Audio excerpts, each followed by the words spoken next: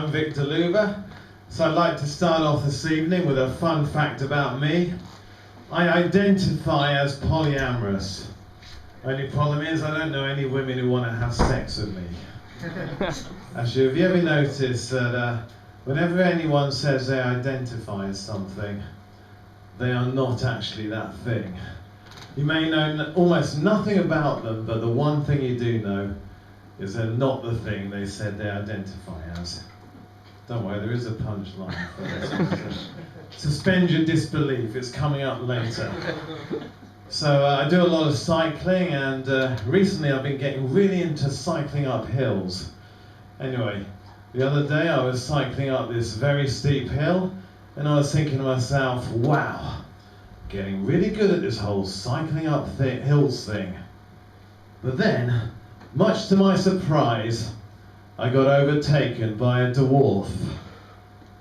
Not a 7-foot tall bloke who identifies as a dwarf, but an actual dwarf. Actually, you're still allowed to use that word. Got a feeling it's not very politically correct somehow. Does anyone know a sort of a better alternative? Someone must do, surely. Small person? Small person? Right, I don't think that's... Anyway. Anyone else? Okay, well, I'm not getting that. Okay, well, look, I just want to make it very... Because there's obviously some discomfort in the room here. Just want to make it very clear that I am in no way making fun of dwarfs. I would never do that, because that would be punching down. Actually, heightism, on a serious note, heightism is a big problem in our society, though. I mean, especially for straight men. These days, if you're a guy under 6 foot tall, hardly any women want to date you. Luckily for me, I'm exactly 6 foot tall. However, there are still no women who want to date me. I'm not sure what the problem is with that, but anyway, I recently got back from spending 6 months living in Bangkok. One of the reasons why I moved out there was because my white privilege didn't seem to be working out too well for me here in London.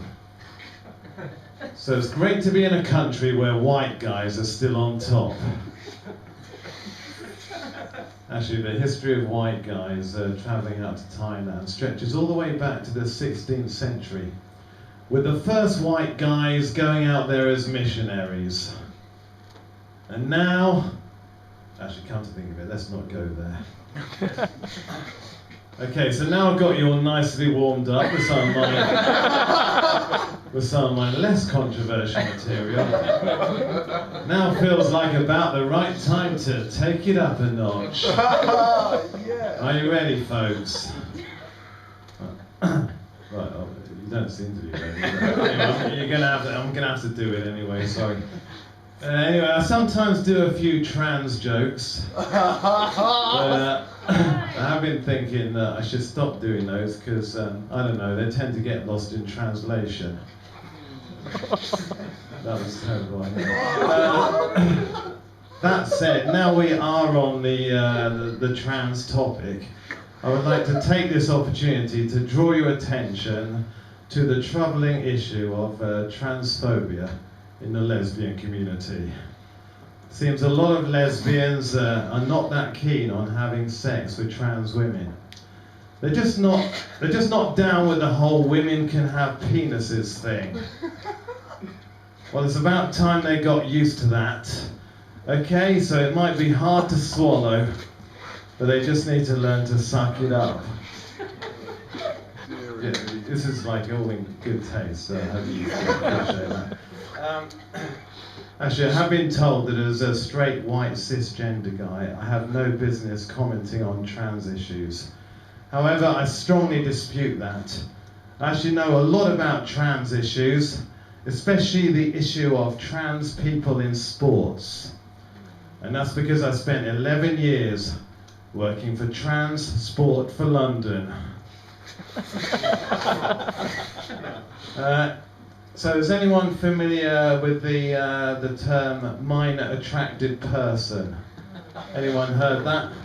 Well, it's a term that's been brought in an attempt to end the stigmatization with people who are attracted to minors, provided of course that they don't actually act on that. The thing is, I just don't get it really. I mean, how can anybody be attracted to minors?